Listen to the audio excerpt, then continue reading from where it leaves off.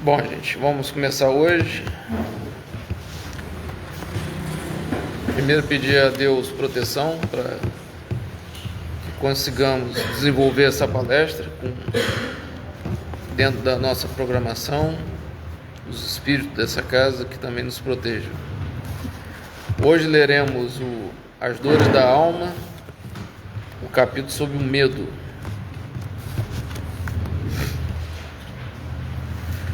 O livro de Francisco do Espírito Santo Neto, ditado por Hamed. O resultado do medo em nossas vidas será a perda do nosso poder de pensar e agir com espontaneidade. Ao lançarmos mão de uma lanterna em uma noite escura e focalizarmos determinado lugar, vamos torná-lo evidente.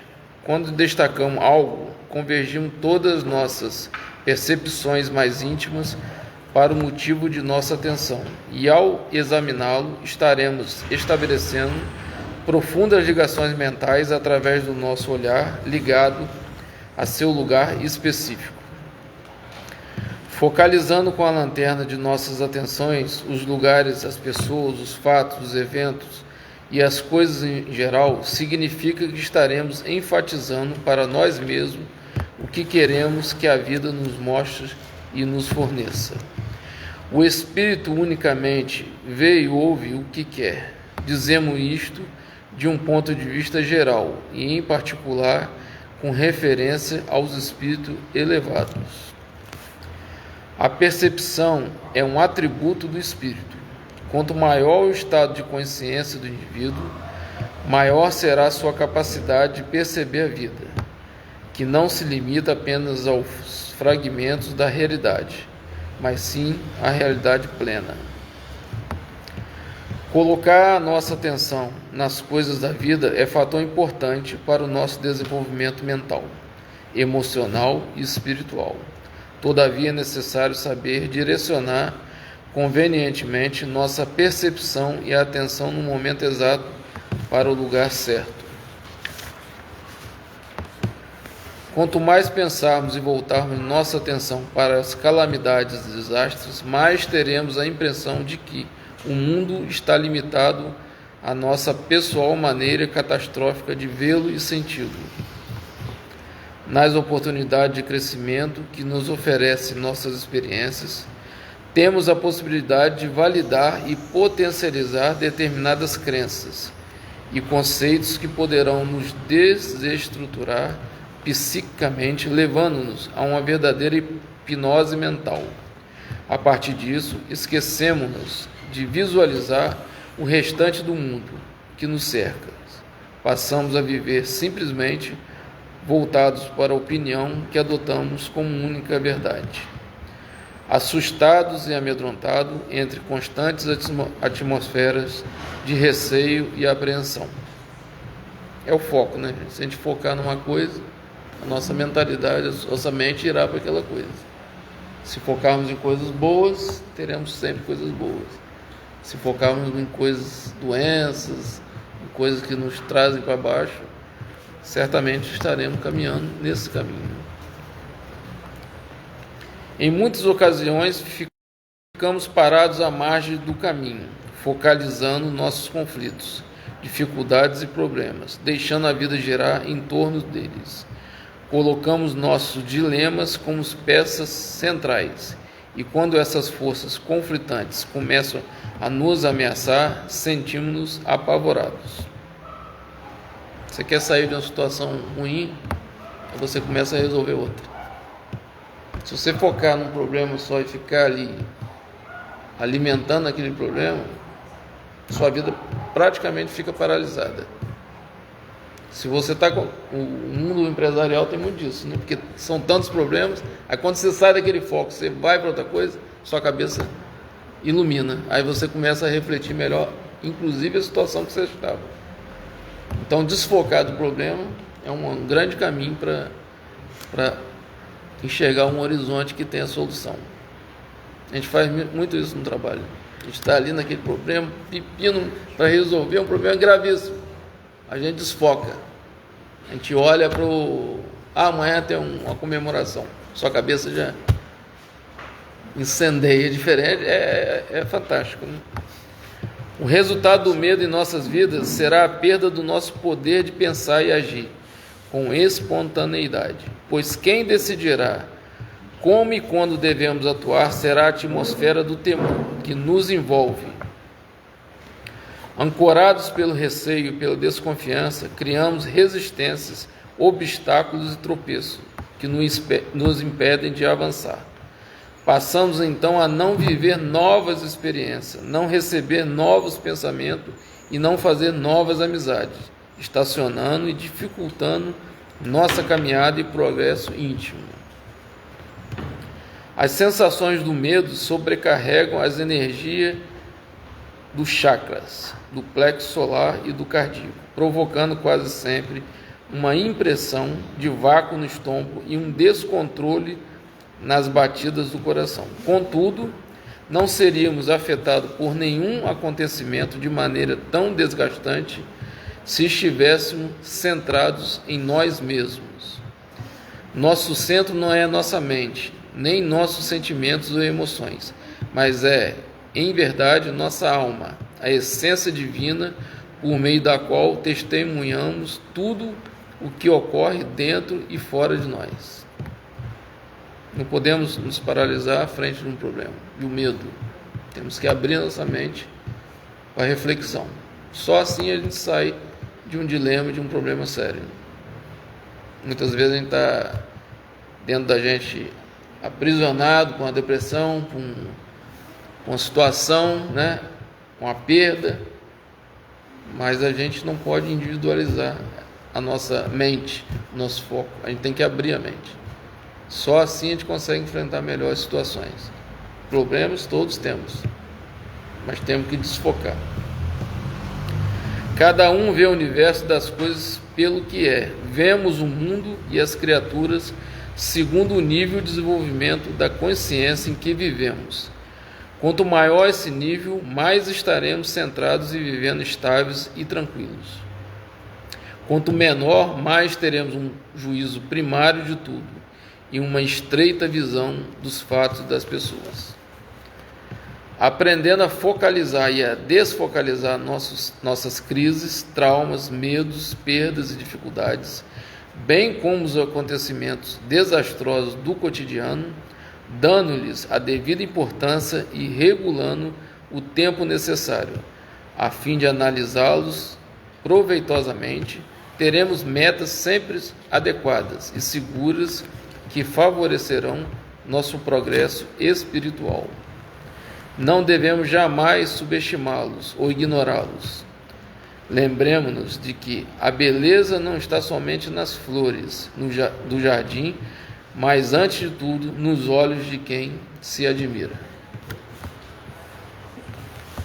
É uma reflexão muito positiva, né? E proativa, e talvez seja a solução de muitos dos nossos problemas, né? O ser humano não pode focar só em um problema. Ele tem que ver a atmosfera como um todo, a vida como um todo. O nosso sofrimento é individual, mas nós somos uma porção do universo, né? Temos que olhar para o lado e ver o sofrimento do outro, né? Que talvez o sofrimento do outro seja maior do que o nosso mesmo. Na profissão da gente, a gente vê isso, né? Se eu fosse ficar paralisado por todos os problemas que eu tenho, eu não sairia de casa. Então eu penso sempre no amanhã, no hoje, o que tem que fazer de novo para melhorar. A viver o fluido vital é diário. É diário. A vida é diária, né? Eu vejo pessoas assim, perder o estímulo de ficar trancado dentro de casa, sem querer se levantar com um problema. Perder uma viuvez. Muito comum na geriatria isso, a viuvez, né? Aí tá lá a viúva, não quer sair de casa, acha que a vida acabou dela, porque ficou viúva. Ela se esquece que ela tem um filho, que ela tem um neto, que ela tem um vizinho para comunicar, a comunidade dela. E a nossa missão vai até o final, até o último dia. Nossa missão na Terra, né? Não nossa missão espiritual. Nossa missão só acaba quando para o coração, aí ele acabou. Ali a gente não pode fazer mais nada como encarnado. Né, Leandro? Aí fica complicado. Aí é só na espiritualidade. Porque a vida é a luta diária. A dificuldade é diária. O dia a dia é muito difícil. Olha, eu vejo mais de 200 pacientes por semana. Cada um com um problema. Imagina se eu absorvesse cada problema e não saísse daquele. Não conseguiria partir para o outro paciente. Então você tem que se preparar para desfocar as situações, resolvê-las e caminhar. O ser humano tem que caminhar diariamente, mesmo que ele tenha capacidade. Eu tive uma doença gravíssima no coração. Quando eu saí da cirurgia, fiquei em casa, eu falei, eu não tenho condição, de tamanha fragilidade que eu estava, eu não tenho condição de voltar a trabalhar. Eu não tenho condição de enfrentar a minha empresa, de ver meus pacientes. Eu tenho que ficar aqui. Eu não tinha energia. Perdi peso, perdi força. Fiquei com medo de infartar, de não morrer. Isso foi em 2019. Aí depois veio logo a pandemia, que eu fiquei em casa 2 anos me recuperando. Que eu acho que me ajudou a recuperar, porque eu fui ganhando energia de novo. Se não fosse, ia estar atendendo os pacientes. Hoje eu estou, em um mês já estava dentro da clínica resolvendo os problemas, mesmo sem força. E hoje eu vejo que eu superei aquela parte. Hoje minha vida passou a ser normal, como era. Tomo meus remédios e vou tocando a vida, o trabalho. Até quando, não sei. Mas eu não fico parado pensando que eu vou morrer. As pessoas falam, você é doido? Você vai continuar trabalhando assim? Todo mundo me fala para mim, você vai continuar trabalhando para quê? Olha só a mentalidade das pessoas. Os pacientes dependem de mim. A minha empresa depende de mim. Eles saem de casa para ser atendido por mim, os pacientes. Imagina se eu ficasse em casa e não saísse mais. Pensasse só em mim. Até aqui o pessoal vem para ver para ser atendido por você. Todo mundo me chama de doido. Você vai trabalhar para quê? Seus filhos estão criados. Olha a história deles. Seus filhos estão criados. É só isso que a gente tem que fazer? Criar filhos? Ou ele tem a nossa missão na Terra? Atender ao que tem, o que nos procura. A gente tem que, a nossa missão nós temos que cumprir. Eu podia ter paralisado frente àquela dificuldade. Botei 3 pontes de safena. Podia ter paralisado tudo, não feito mais nada. Aposentar. Aposentar seria mais fácil. Mas a gente não pode fazer isso, tem que desfocar, perder o medo e caminhar. Diariamente levantar da cama e fazer o que tem que ser feito. Interessante que o que o Paulo Marcelo está falando hoje, justamente foi o que eu falei para a reunião de acolhida, né, para os usuários do CRAS. Justamente essa questão de todo mundo tem problema, né? E todo problema tem solução. E se a gente ficar fixado no problema, a gente não consegue caminhar, né? Nem para resolver. E se desesperar é pior, né? E se a gente for desesperar, como que vai resolver o problema? O segredo é desfocar. Desfocar. E não se entregar aos vícios. Justamente essa né? questão dos filhos que você falou aí, né? Assim, quantas pessoas tem aqui, né, que tem filhos, né? Eu falei para eles. E aí, de repente, o filho tem problema, mas aí o filho também precisa resolver o problema dele. Porque tem problema que os pais não vão conseguir resolver da conta, né? Cada um é cada um tem a sua experiência. Então, cada um também tem que fazer um movimento interno para resolver as suas próprias questões, né? A gente pode auxiliar, né? Mas a gente também não pode pegar o problema do outro para nós e sair andando com o problema, né? Já ficar, como você falou, né, dos pacientes, já ficar tumultuado e não vai dar conta de nada. Cada um tem sua missão. Eu tenho 55 anos, sou médico. Meu filho tem 30, é médico também. Ele tem os problemas dele, os plantões dele, os filhos dele. Cada um tem sua missão. Cada um tem o seu caminhar, cada um tem seu limite. Mas os obstáculos são grandes para todos nós. Não são pequenos os obstáculos. Os obstáculos são muito duros e difíceis. Seja uma doença incapacitante, seja um problema no trabalho, seja um problema familiar. Nós temos que vencer isso, né? Nos fortalecermos espiritualmente para enfrentar isso. Nada pressa, não.